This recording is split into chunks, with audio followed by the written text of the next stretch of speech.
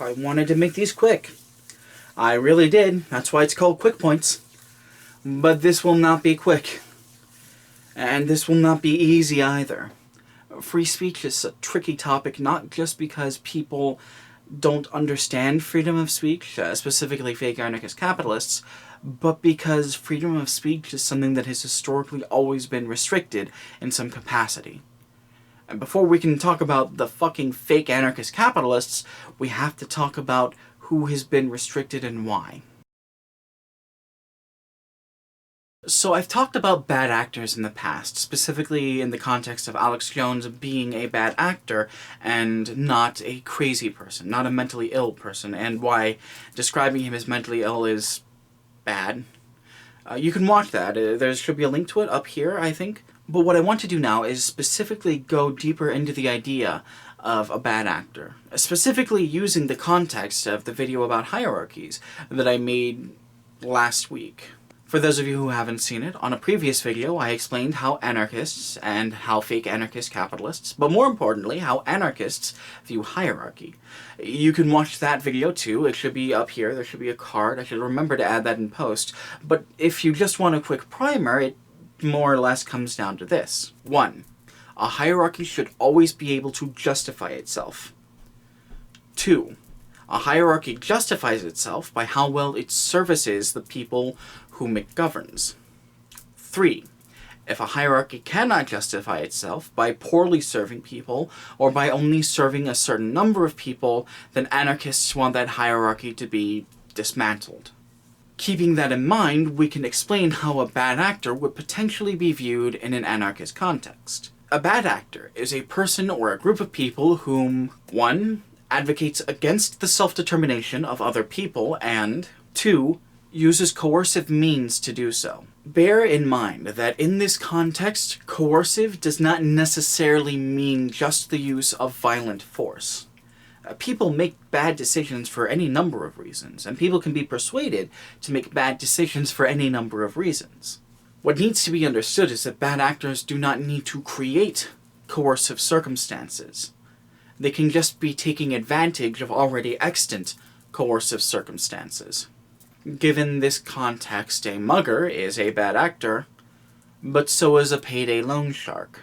Taxes are coercive, but so is a paycheck that doesn't provide you enough money to live on. An abusive relationship is always coercive, even if there is no violence or even threat of violence involved. A scalper selling watered-down gasoline for $15 a gallon to people fleeing from natural disasters is a bad actor. But so is a snake oil salesman. I know I already said it, but I want to say it again. A bad actor does not necessarily need to create coercive circumstances. They can just use already extant coercive circumstances, such as a natural disaster, such as a person's illness, such as a familial relationship. We got that? Good. Now here's the thing. Bad actors don't deserve a platform specifically because they are arguing against someone's self-determinism. And as far as anarchist praxis goes, that's a big no-no. Using coercive means is a very effective way to gain a great deal of power in a short amount of time. Stripping people of their self-determination is a very good way to keep a great deal of power for a reasonable amount of time, say 10 years. And the people who use coercive means to strip people of their self-determination, bad actors, are typically people who are only working for their own gain. What needs to be understood, above and beyond anything else, is that bad actors are working to create an unjust hierarchy. And allowing people who want to and have the ability to create an unjust hierarchy, the authority to do so, is how entire societies self-destruct. We can see the results of that in the world right now. President Donald Trump is charitably described as the second most corrupt man in American history, right after Warren G. Harding. His crimes make Nixon's look like a joke. Fascism is on the rise around the world, and is explicitly using free speech as one means to demonize the people who are working to stop them from coming into power. Not only are the prices for things that everyone needs, from food to medicine to housing, so high that it's driving entire swaths of people into poverty, but the people who are profiting off of that are making more money than they have in history and claiming that that's not enough and demanding more. And those are the people who are running our society right now. In order to protect as many people as possible, you need to keep people who would misuse power from having access to power. And we can gauge pretty accurately who would misuse that power based on how they say they would use it. I don't know, I think that's pretty reasonable. So, all of that is nice, and I maintain all of that, but let's not kid ourselves here. When capitalists and fascist-adjacent people and fascists are talking about their free speech being oppressed, that's not what they're talking about. Generally, these people are talking about freedom of association, not freedom of speech. And since I'm going to presume that you're familiar with what freedom of speech entails, let's talk about freedom of association. So, to be clear, we're going to be talking in super remedial, very basic terms to make sure that everyone's on the same page. And in super remedial, very basic terms, freedom of association is understood to be the freedom to associate with anyone whom you so please. Or, and more importantly, the freedom to choose not to associate with certain people for whatever reason you care to give.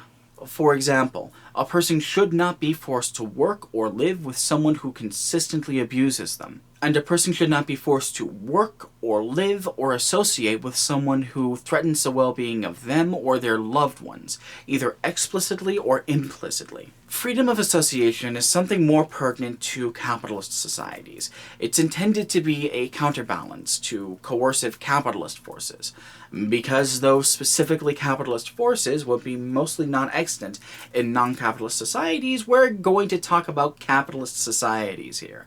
I'm going to go into this specifically in greater detail next week, but because of the disparity between my worldview and the worldview of the capitalists, we're going to need to define this in their terms. Free association is almost always something brought up between entities with capital and entities who are dependent on that capital. Think like the Google Doc guy, or Milo Yiannopoulos when he got his book pulled from publication, or Roseanne Barr when she got fired from the show that was actually literally named after her. These people did not just hold odious beliefs in a vacuum. They went out of their way to widely publicize these odious and even harmful beliefs that they held. And in every case, the entity with capital dissociated with them because they did not want those odious beliefs to be associated with their own. And for the sake of transparency, I am also dependent on Google choosing to associate with me in order to publish these videos. So this is something that affects me too. There are occasions where entities with capital will choose to disassociate with other entities with capital, but they are very rare and tend to be under very extreme circumstances. A good example of this is certain entities and corporations. Typically, corporations and entities that lease out large concession stands refusing to associate with Chick-fil-A due to Chick-fil-A's maintained financial support of anti-LGBTQIA+ organizations. Another very good, very recent example are the calls for economic pressure to be put on states in the United States that are passing draconian anti-abortion legislation. If you are doing something that does harm to the LGBTQIA+ community, or to people of color, or to people who are physically or mentally disabled, or to people who are just impoverished, then those people are going to get very upset. And their loved ones are probably going to get very upset. And people who are advocating for the civil rights of those people are probably going to get very upset. And if those people get upset enough, they might retaliate in very visible ways, like having a walkout, or a strike, or forming a picket line. And not only is that bad for publicity, but if you put all of those people together, that's like 80% of your workforce. And if we're talking about something like an airport or a train station, then those organizations typically can't operate with just 80% of their workforce, much less without it. Then there's the thing that most people are familiar with, being banned from certain specific platforms for having expressed odious or harmful views. This is getting a bit more mainstream media traction, what with Alex Jones and Paul Joseph Watson and Laura Loomer and a couple of other losers getting banned from Facebook. Like, full-on ban. No coming back from that. Some capitalists, some fascist-adjacent people, and some fascists, especially fascists, will describe this as censorship, and describe their free speech rights as having been violated, and then they'll just go and make a new account, maybe run for public office under the UKIP ticket. This is not a violation of free speech. These corporations and these platforms are not keeping someone from holding odious views or even expressing odious views. They are refusing to associate with people who express certain odious views because those views are harmful to people who work for the company and people who use that platform. Indeed, it must be understood that by demanding that their so-called freedom of speech be protected, they are actually literally repressing the freedom of speech of these corporations. Now, there's no love lost between me and capitalism. I don't think corporations should exist, much less have rights that supersede the rights of actual human beings. I'm an anarchist, that's part of the package. Rather, my contention is that people who claim to believe in freedom of speech, even freedom of speech absolutists who claim that people who deny the Holocaust deserve and should be given a platform, don't actually understand or believe in freedom of speech in the way that they describe. Just like with free trade, these capitalists are not talking about freedom of speech for everyone. They're explicitly talking about freedom of speech for themselves, and at the expense of other people. And that's how it is, right? That's how these people do their thing. Everything is always at the expense of someone else, and their rights always supersede everyone else's rights. But that's the thing. Systems like fascism, systems like capitalism, systems like monarchism, systems like authoritarianism can only exist by crushing their opposition. We can see this historically. Throughout the 20th century, you had all kinds of pro-capitalist, anti-communist propaganda throughout the US and Europe. And before that, you had the violent quashing of any kind of rebellion, not just in the US or Europe, but throughout the entire world. The problem is that that kind of suppression of information doesn't work in an age where you can access literally all human information that has ever existed throughout all of human history with a device that fits in the palm of your hand. People aren't just becoming more aware of capitalism's faults, they're becoming more aware of how those faults specifically harm them and how they have been indoctrinated their whole lives into the cult of capitalism. The solution to this problem that the capitalists have come up with is to throw as much money as possible at the problem, to create as much content as possible, to drown out the competition. That's why you'll see homophobic PragerU ads pop up as advertisements on random YouTube videos. They're trying to drown out the competition. That's like people like Ben Shapiro and Candace Owen will go across the country having debates where half the audience are people who are paid to clap at anything that they say. They're trying to drown out the opposition.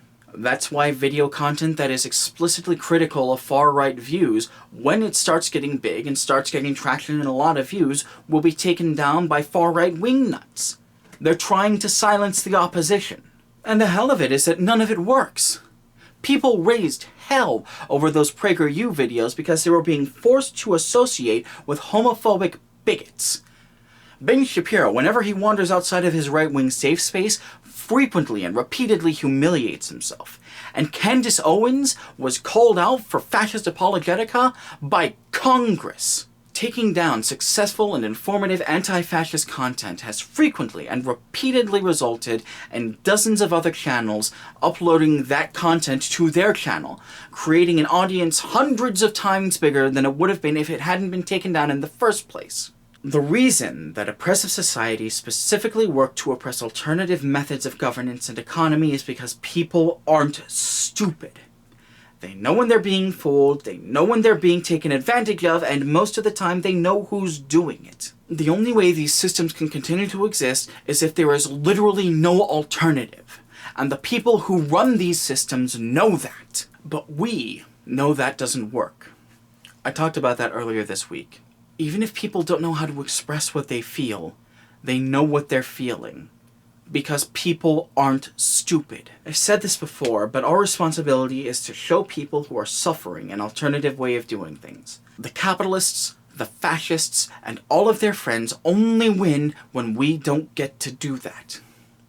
And that's how it's been for a long time. But that's changing. And you know what?